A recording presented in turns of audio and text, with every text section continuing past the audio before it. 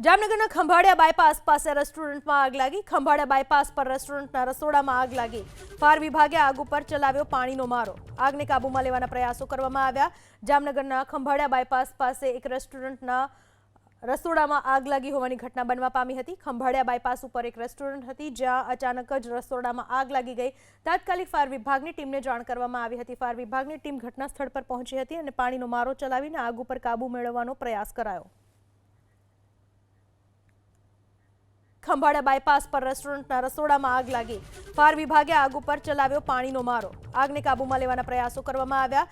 જામનગરના ખંભાળિયા બાયપાસ પાસે એક રેસ્ટોરન્ટના રસોડામાં આગ લાગી હોવાની ઘટના બનવા પામી હતી। ખંભાળિયા બાયપાસ ઉપર એક રેસ્ટોરન્ટ હતી જ્યાં અચાનક જ રસોડામાં આગ લાગી ગઈ। તાત્કાલિક ફાયર વિભાગની ટીમને જાણ કરવામાં આવી હતી। ફાયર વિભાગની ટીમ ઘટના સ્થળ પર પહોંચી હતી અને પાણીનો મારો ચલાવીને આગ ઉપર કાબૂ મેળવવાનો પ્રયાસ કરાયો।